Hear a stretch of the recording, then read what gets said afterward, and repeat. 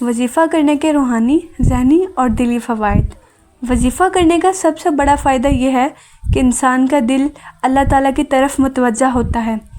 آج کے دور میں ہر انسان کسی نہ کسی پریشانی، دکھ، بیماری یا ذہنی دباؤ کا شکار ہے۔ بعض لوگوں کو رزق کی تنگی ہوتی ہے، بعض کو گھریلو مسائل، نوکریاں، کاروبار کی فکر ستاتی ہے، کچھ لوگوں کو ذہنی بے چینی، ڈپریشن یا خوف کا سامنا ہوتا ہے۔ ایسے وقت میں جب انسان کسی وظیفے کو دل سے، خلوص کے ساتھ اور مکمل یقین سے کرتا ہے تو اسے ایک خاص قسم کے روحانی سکون حاصل ہوتا ہے۔ وہ یہ محسوس کرتا ہے کہ اب وہ اکیلا نہیں بلکہ اس کا رب اسی کے ساتھ ہے۔ یہی یقین انسان کے دل کو اطمینان دیتا ہے۔ جب بندہ دن رات اللہ کا ذکر کرتا ہے، اس کے صفاتی ناموں کو بار بار دہراتا ہے تو اس کی روح کو طاقت ملتی ہے، دل سے غم دور ہوتے ہیں اور ذہن ہلکا ہو جاتا ہے۔ وظیفہ انسان کو صبر، شکر اور قناعت جیسی خوبیاں سکھاتا ہے۔ جب بندہ کسی کام کے لیے دعا کرتا ہے اور بار بار اللہ کو پکارتا ہے تو اسے خود بخود صبر آ جاتا ہے، کیونکہ وہ جانتا ہے کہ سب کچھ اللہ کے اختیار میں ہے اور وہی بہتر وقت پر بہتر چیز عطا کرے گا۔ شکر کا جذبہ بھی پیدا ہوتا ہے، کیونکہ وظیفہ کرنے سے انسان یہ بھی دیکھتا ہے کہ اللہ نے اسے کتنی نعمتیں عطا کی ہے۔ انسان کے دل سے حسد، نفرت اور بے چینی ختم ہونے لگتی ہے اور ایک مثبت سوچ پیدا ہوتی ہے۔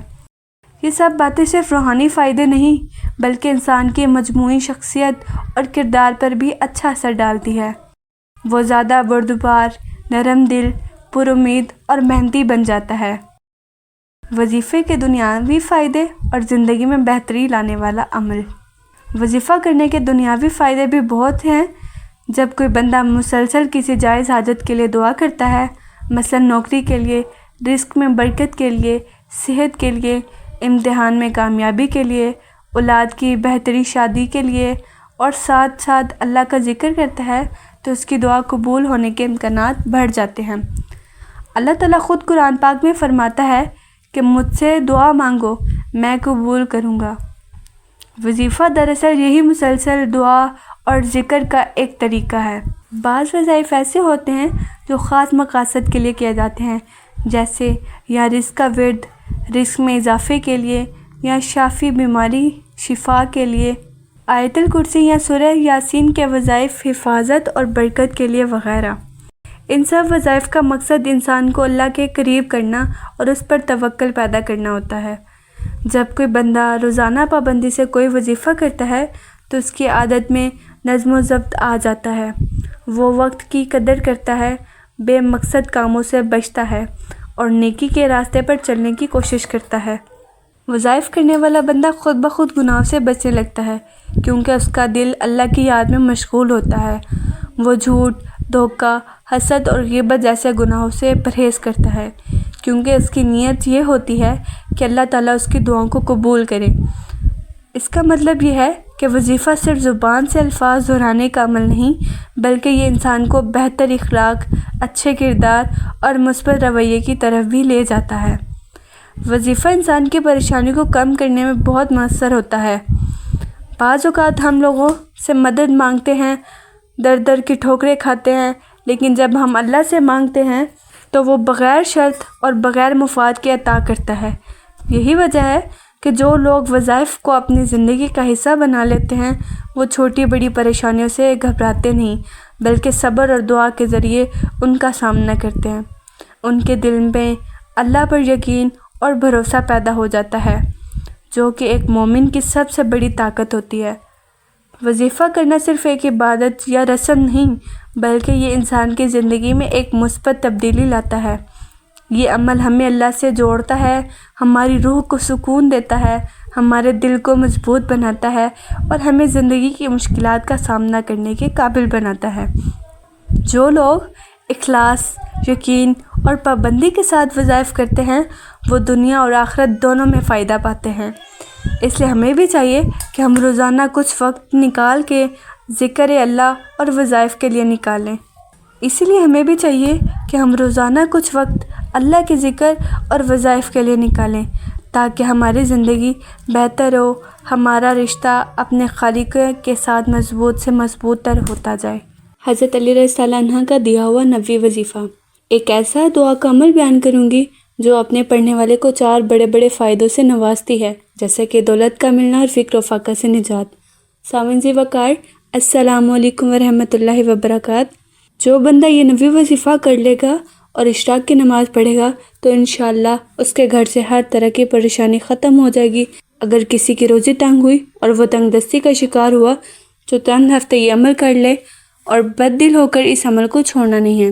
چند دنوں بعد آمدن میں اضافہ شروع ہوگا اور روزی کے دروازے کھل جائیں گے۔ یہ اتنا باکمال عمل ہے جو انشاءاللہ آپ کے لیے کافی ثابت ہوگا اور اس کا یہ سلسلہ نسل در نسل تک چلے گا۔ تو مکمل توجہ سے اس عمل کو کرنا ہے۔ اور تمہارے رب نے فرمایا، تم مجھ سے دعا کرو، میں تمہاری دعا قبول کروں گا۔ حضور صلی اللہ علیہ وسلم نے فرمایا کہ وہ لوگ جو اللہ کے ذکر کے لیے جمع ہوتے ہیں اور ان کا مقصد رضا الہی کے سوا اور کچھ نہیں ہوتا، تو ان لوگوں کے لیے آسمان سے ندا کرنے والے ندا کرتے ہیں کہ اٹھو، تمہارے گناہ بخش دیے گئے ہیں اور تمہاری برائیوں کو نیکیوں میں تبدیل کر دیا گیا ہے۔ نماز اشراق پڑھنے کی فضیلت۔ طلوع آفتاب کے بعد یا 2 نیزے سورج بلند ہونے پر جو نماز پڑھی جاتی ہے اسے نماز اشراق کہتے ہیں۔ اس نماز کو بڑی اہمیت حاصل ہے۔ حضور نبی کریم صلی اللہ علیہ وسلم نے ارشاد فرمایا کہ نماز فجر سے فارغ ہونے کے بعد جو شخص مصلی پر بیٹھا رہے، اس کے بعد 2 رکعتیں پڑھ کر اٹھے اور ان دونوں نمازوں کے درمیان اچھی باتوں کے علاوہ اور کچھ نہ کہے تو اس کے گناہ معاف کر دیے جاتے ہیں، اگرچہ سمندر کی جھاگ کے برابر ہی کیوں نہ ہوں۔ حضرت ابن عمر رضی اللہ عنہ سے روایت ہے کہ رسول صلی اللہ علیہ وسلم نماز فجر ادا فرما کر اپنی جگہ سے نہیں اٹھتے تھے یہاں تک کہ اشراق کی نماز کا وقت ہو جاتا، یعنی جب سورج نکل آتا۔ آپ صلی اللہ علیہ وسلم نے ارشاد فرمایا کہ جو شخص صبح کی نماز پڑھ کر اسی جگہ پر بیٹھا رہے کہ اس کے لیے اشراق کا وقت ہو جائے تو اس کی فجر کی نماز ایسے ہی ہو جائے گی جیسے کہ مقبول حج اور عمرہ۔ یہی وجہ تھی کہ حضرت عمر رضی اللہ عنہ نماز فجر پڑھ کر طلوع آفتاب تک وہیں بیٹھے رہتے اور سنت کی پیروی کرتے تھے۔ یہی نماز اشراق اس روایت کی تشریح ہے کہ جو رب تعالیٰ نے اپنے بندوں سے فرمایا تھا، میرے لیے شروع دن میں 4 رکعت نماز پڑھ لو جو دن کے آخر تک تیرے لیے کافی ہیں۔ اہل دنیا کے لیے اس نماز کا پڑھنا اضافی رزق کا باعث بنتا ہے، لہٰذا جو شخص پابندی سے روزانہ نماز اشراق پڑھے اور نماز پڑھنے کے بعد یا رزاقو، یا اللہ، یا باسطو، یا اللہ 100 بار پڑھ لے تو اللہ پاک اس کی دنیاوی دولت میں اضافہ فرما دے گا۔ تو ہر حاجت مند کو اپنی دلی مقاصد میں کامیابی ہونے کے لیے نماز اشراق لازمی ادا کرنی چاہیے، اور آخر میں تمام مسلمانوں کو اپنی دعاؤں میں یاد رکھیں کہ اللہ پاک سب کی پریشانیوں کو دور فرمائے اور اپنے حفظ و امان میں رکھے۔ انشاءاللہ یہ تسبیح آپ کے حالات کو بدلے گی، گھر میں رزق آئے گا اور پریشانیاں ختم ہوں گی۔ آپ کے گھر میں پریشانیاں ہیں تو آج یہ وظیفہ صرف کرنے کی دیر ہے، اللہ نے چاہا تو انشاءاللہ ایسی خیر و برکت ہوگی کہ حالات بدل جائیں گے۔ تو ویڈیو کو مکمل سماعت فرمانا ہے، کہیں سے بھی اسکپ نہیں کرنا تاکہ وظائف کے حوالے سے مکمل طریقہ آپ کو سمجھ میں آ جائے، اور اس ویڈیو کو زیادہ سے زیادہ دوسرے بہن بھائیوں تک شیئر بھی کرنا ہے تاکہ سب کا بھلا ہو۔ ہماری حوصلہ افزائی کریں، چینل کو سبسکرائب کریں اور نوٹیفیکیشن بیل کو پریس کریں تاکہ روزانہ کی بنیاد پہ آپ کو ویڈیوز ملتی رہیں۔ تمام بہن بھائی ثواب کی نیت سے حضور صلی اللہ علیہ وسلم کی بارگاہ ناز میں ایک بار ہدیہ درود السلام کا نذرانہ پیش کریں۔ حدیث پاک میں آتا ہے کہ جو بندہ صرف ایک بار درود پاک پڑھتا ہے، اللہ پاک اس پر عافیتوں کے دروازے کھول دیتا ہے۔ اگر آپ چاہتے ہو کہ روزے کے اور آسانیوں کے دروازے آپ پر کھل جائیں، دل کی حاجتیں پوری ہوں اور آپ کی دعائیں قبول ہوں، تو آپ نے درود پاک کو روزانہ اور باکثرت پڑھنا ہے۔ ماہ سفر اسلامی سال کا دوسرا مہینہ ہے، جس کے بارے میں کئی غلط فہمیاں پائی جاتی ہیں۔ بعض لوگ اس مہینے کو نحوست کا مہینہ سمجھتے ہیں، حالانکہ اسلام میں کوئی مہینہ منحوس نہیں ہوتا۔ نبی کریم صلی اللہ علیہ وسلم نے فرمایا، سفر میں کوئی نحوست نہیں، اس مہینے میں بھی دیگر مہینوں کی طرح نیکی کے کام کرنا، دعا کرنا اور اللہ سے قربت حاصل کرنا باعث اجر ہے۔ ماہ سفر میں چند اہم اور آسان وظائف درج ذیل ہیں، جنہیں روزانہ معمول بنا لیا جائے یا ہفتے میں کسی بھی دن کر لیا جائے تو انشاءاللہ روحانی فوائد حاصل ہوں گے۔ استغفار، روزانہ کم از کم 100 مرتبہ استغفر اللہ ربی من کلی ذنب واتوب الیہ پڑھنا۔ اس سے گناہوں کی معافی، رزق میں برکت اور دل کا سکون حاصل ہوتا ہے۔ درود شریف۔ درود ابراہیمی یا کوئی بھی مختصر درود شریف روزانہ 100 مرتبہ پڑھیں۔ درود شریف ہر مشکل آسان کرتا ہے اور اللہ تعالیٰ کی خاص رحمت کو کھینچتا ہے۔ آیت الکرسی۔ ہر نماز کے بعد آیت الکرسی پڑھنا حفاظت، سکون اور شیطانی وسوسوں سے بچاؤ کا ذریعہ ہے۔ سورہ فلق اور سورہ ناس صبح و شام 3 مرتبہ پڑھنے سے نظر بد، حسد اور جادو کے اثرات سے حفاظت ہوتی ہے۔ حسبنا اللہ و نعم الوکیل۔ یہ کلمہ روزانہ 70 بار پڑھیں۔ یہ ہر قسم کی پریشانی، خوف اور تنگی کے وقت تنہائی مؤثر عمل ہے۔ ماہ سفر کو نحوست والا مہینہ نہ سمجھیں، بلکہ اس مہینے کو بھی عبادت، ذکر اور دعا کے ذریعے خیر و برکت سے بھرپور بنائیں۔ نیت خالص ہو تو چھوٹے سے چھوٹے عمل میں بھی بڑی برکت ہوتی ہے۔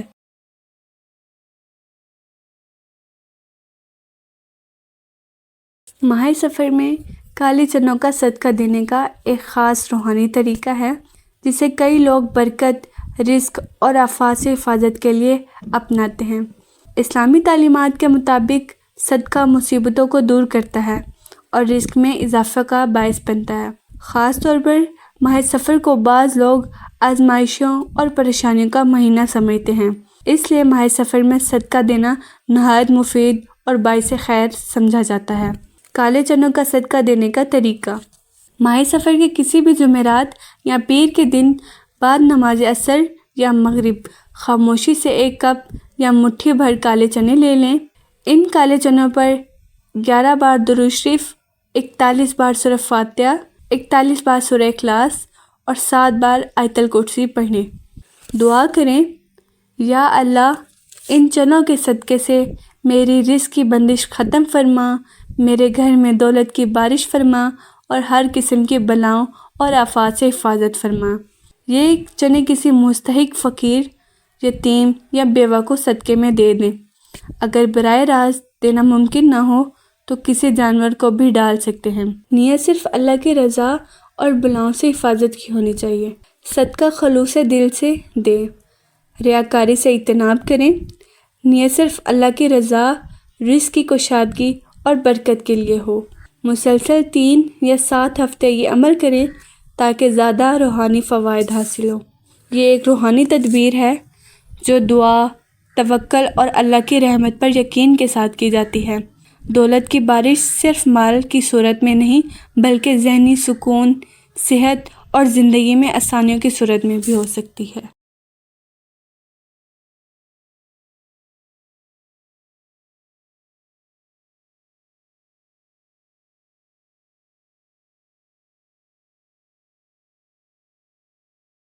مالی وسعت کا خاص وظیفہ۔ اللہ پاک نے اپنے صفاتی ناموں میں بڑی برکت رکھی ہے۔ اگر کوئی ان کا ذکر کرنے والا ہو تو اللہ پاک بے پایا عطا فرماتا ہے۔ یا اللہ رب تعالیٰ کا ذاتی نام ہے، یا رحمان، یا رحیم، یا فتاح، یا وہاب، یا باسط، یا رزاق۔ اللہ پاک کے صفاتی نام ہیں۔ اللہ پاک نے فرمایا ہے کہ مجھ کو میرے اچھے اور پاک اسماء سے یاد کرو، میں تمہاری دعاؤں کو اور حاجات کو پورا کروں گا۔ اللہ پاک کے ذاتی اور صفاتی ناموں کے ساتھ جو دعا کی جائے وہ پوری ہوتی ہے۔ اے ایمان والو، جب دشمن کی کسی فوج سے تمہارا مقابلہ ہو تو ثابت قدم رہا کرو اور اللہ کو کثرت سے یاد کیا کرو تاکہ تم فلاح پا جاؤ۔ جو لوگ ایمان لائے اور ان کے دل اللہ کے ذکر سے مطمئن ہوتے ہیں، جان لو کہ اللہ ہی کے ذکر سے دلوں کو اطمینان نصیب ہوتا ہے۔ اے ایمان والو، جب جمعے کے دن جمعے کی نماز کے لیے اذان دی جائے تو فوراً اللہ کے ذکر یعنی خطبہ اور نماز کی طرف تیزی سے چل پڑو اور خرید و فروخت چھوڑ دو، یہ تمہارے حق میں بہتر ہے۔ اگر تم علم رکھتے ہو، پھر جب نماز ادا ہو چکے تو زمین میں منتشر ہو جاؤ اور پھر اللہ کا فضل یعنی رزق تلاش کرنے لگو اور اللہ کو کثرت سے یاد کیا کرو تاکہ تم فلاح پا جاؤ۔ اے ایمان والو، تمہارے مال اور تمہاری اولاد کہیں تمہیں اللہ کی یاد سے ہی غافل نہ کر دیں، اور جو شخص ایسا کرے گا تو وہی لوگ نقصان اٹھانے والے ہیں۔ ایک اور جگہ فرمان الہی کا مفہوم ہے، باکثرت اللہ کا ذکر کرو، بہت ممکن ہے فلاح نصیب ہو جائے۔ حضرت عمر رضی اللہ عنہ نے رسول کریم صلی اللہ علیہ وآلہ وسلم سے پوچھا کہ یا رسول اللہ، ہم کون سے مال جمع کریں؟ تو آپ صلی اللہ علیہ وآلہ وسلم نے فرمایا، ذکر سورہ کوثر کا خاص وظیفہ دولت کے لیے ہفتے کے کسی بھی دن۔ اللہ تعالیٰ نے قرآن پاک کو نہ صرف ہدایت بلکہ ہر مسئلے کا حل بھی بنایا ہے۔ قرآن کی ہر سورت، ہر آیت میں ایک خاص روحانی طاقت موجود ہے۔ انہی میں سے ایک چھوٹی مگر بہت بابرکت سورہ کوثر ہے۔ یہ قرآن پاک کی سب سے مختصر سورت ہے، لیکن اس میں بے شمار برکتیں اور فائدے پوشیدہ ہیں۔ اگر کوئی شخص دل سے یقین اور خلوص کے ساتھ سورہ کوثر کا وظیفہ کرے تو اللہ تعالیٰ کی رحمت اس کے رزق میں کشادگی، دولت میں اضافہ، دل میں اطمینان اور زندگی میں آسانیاں آنا شروع ہو جاتی ہیں۔ یہ وظیفہ ہفتے کے کسی بھی دن کیا جا سکتا ہے، لیکن شرط یہ ہے کہ نیت صاف ہو، دل میں اللہ پر مکمل یقین ہو اور وظیفے میں باقاعدگی ہو۔ سورہ کوثر کا وظیفہ خاص طور پر ان لوگوں کے لیے بہت مفید ہے جو رزق کی کمی، تنگ دستی، مالی مشکلات یا کاروباری نقصان جیسے مسائل کا شکار ہوں۔ یہ وظیفہ کرنے سے نہ صرف رزق میں برکت ہوتی ہے بلکہ دولت کے دروازے کھلنے لگ جاتے ہیں۔ بہت سے علماء اور بزرگان دین نے اس وظیفے کو آزمایا ہے اور اس کے روحانی فوائد کو تسلیم کیا ہے۔ اس وظیفے کا طریقہ بہت آسان ہے۔ آپ کسی بھی دن بہتر ہے کہ جمعہ یا پیر کے دن سے ابتدا کریں۔ فجر کی نماز کے بعد باوضو ایک جگہ بیٹھ جائیں، 3 مرتبہ درود ابراہیمی پڑھیں، پھر 111 مرتبہ سورہ کوثر پڑھیں، آخر میں پھر 3 مرتبہ درود ابراہیمی پڑھیں۔ دعا مانگتے وقت اپنی حاجت یعنی دولت، رزق یا کاروباری ترقی کا مقصد واضح طور پر اللہ کے سامنے رکھیں۔ اگر یہ عمل 11 دن، 21 دن یا 40 دن تک پابندی سے کیا جائے تو انشاءاللہ بہت جلد اس کے اثرات ظاہر ہونا شروع ہو جائیں گے۔ اس وظیفے میں سب سے اہم بات یقین ہے۔ بعض لوگ چند عمل کرتے ہیں اور پھر مایوس ہو کر چھوڑ دیتے ہیں، لیکن یاد رکھیں اللہ تعالیٰ کو وہ بندے پسند ہیں جو صبر اور یقین کے ساتھ اس سے مانگتے ہیں۔ سورہ کوثر کا مطلب بھی یہی سکھاتا ہے کہ اللہ تعالیٰ نے اپنے نبی صلی اللہ علیہ وآلہ وسلم کو خیر کثیر عطا کی، یعنی بے شمار نعمتیں۔ جب اللہ نے اپنے محبوب کو بے حساب دولت اور نعمتیں دیں تو وہ اپنے ماننے والے کو کیوں محروم رکھے گا؟ بس نیت صاف ہونی چاہیے، دل سے اللہ تعالیٰ سے مانگنا چاہیے اور اپنے عمل پر قائم رہنا چاہیے۔ یہ وظیفہ نہ صرف مالی حالات کو بہتر کرتا ہے بلکہ انسان کے دل کو بھی سکون دیتا ہے۔ انسان مایوسی، بے چینی، ڈپریشن اور دل کی گھبراہٹ سے نجات پاتا ہے۔ جب بندہ روزانہ اللہ کا کلام پڑھتا ہے، اس سے دعا کرتا ہے تو اس کے دل میں اللہ کی محبت بڑھتی ہے اور دنیا کی پریشانیاں چھوٹی محسوس ہونے لگتی ہیں۔ دولت صرف پیسوں کا نام نہیں بلکہ دل کا سکون، رشتوں میں محبت، گھر میں خوشحالی اور زندگی کی آسانیاں بھی دولت ہی کی شکلیں ہیں۔ اور سورہ کوثر کا وظیفہ ان سب چیزوں کو عطا کرنے والا عمل ہے۔ اس وظیفے کے ساتھ ساتھ بندے کو چاہیے کہ وہ حلال روزی کمائے، نماز کی پابندی کرے، صدقہ دے اور دوسروں کے حقوق کا خیال رکھے۔ جب ہم اپنی ذمہ داریوں کو پورا کرتے ہیں تو اللہ تعالیٰ اپنی رحمت سے ہماری مشکلات آسان کر دیتا ہے۔ ایک اور اہم بات یہ ہے کہ وظیفے کو خفیہ رکھیں۔ اس سے دوسروں کو بتانا ریاکاری کا ذریعہ بنانا فائدے کے بجائے نقصان کا سبب بن سکتا ہے۔ وظیفہ صرف اللہ اور بندے کا معاملہ ہوتا ہے۔ اس میں اخلاص، نرمی اور عاجزی ضروری ہے۔ اگر کوئی شخص نماز نہیں پڑھتا اور صرف وظیفے سے دولت چاہتا ہے تو اس سے یہ جان لینا چاہیے کہ دولت تبھی ملتی ہے جب بندہ اپنی عبادت میں سچا ہو۔ اس لیے نماز، توبہ اور صدقہ اور اللہ تعالیٰ سے محبت کے ساتھ وظیفہ کرنا اصل فائدہ دیتا ہے۔ اگر آپ چاہیے تو اس وظیفے کو سونے سے پہلے یا فجر کے بعد کسی بھی وقت کر سکتے ہیں، لیکن بہتر یہ ہے کہ ہر روز ایک ہی وقت مقرر کریں تاکہ باقاعدگی قائم رہے۔ ساتھ ہی دل میں یہ دعا بھی کریں، یا اللہ مجھے حلال دولت عطا فرما، میرے رزق میں برکت دے، میری تنگ دستی کو دور فرما اور مجھے دوسروں کا محتاج نہ بنا۔ جب انسان اللہ سے اخلاص کے ساتھ مانگتا ہے تو وہ کبھی خالی ہاتھ نہیں لوٹتا۔ بعض اوقات اللہ ہماری دعاؤں کو دیر سے قبول کرتا ہے تاکہ ہمیں صبر، یقین اور دعا کا سلیقہ آ جائے۔ وظیفہ کرنے والا شخص دراصل اللہ کا دروازہ کھٹکھٹا رہا ہوتا ہے، اور جو بار بار دروازہ کھٹکھٹاتا ہے اس کے لیے دروازہ ضرور کھلتا ہے۔ سورہ کوثر کا وظیفہ دولت، رزق، کاروبار اور مالی خوشحالی کے لیے ایک نہایت آسان، مختصر مگر طاقتور عمل ہے۔